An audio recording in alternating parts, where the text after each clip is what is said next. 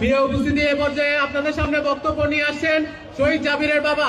আপনারা সবাই বসে বক্তব্য শুনেন।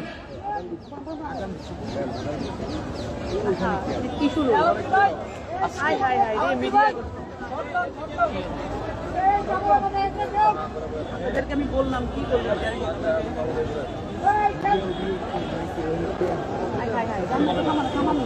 আমরা সবাইকে বিশৃঙ্খলা না করার জন্য অনুরোধ করছি।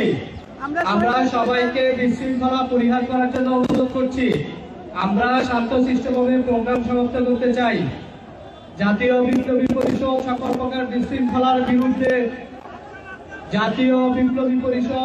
প্রকার বিশৃঙ্খলার বিরুদ্ধে আমরা সবাইকে শান্তশিষ্টভাবে আজকের প্রোগ্রাম বাস্তবায়ন করার জন্য অনুরোধ করছি।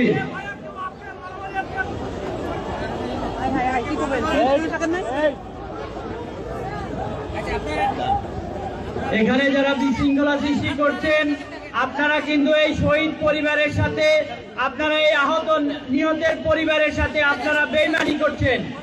আপনারা যারা বিশৃঙ্খলা সৃষ্টি করছেন, আপনারা এই বিপ্লবে যারা শহীদ হয়েছে, শহীদ পরিবারের সদস্যদের সাথে আপনারা বিশ্বাসঘাতকতা করছেন।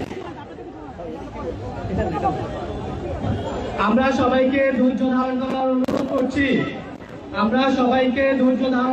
অনুরোধ করছি। জাতীয় বিপ্লবী পরিষদ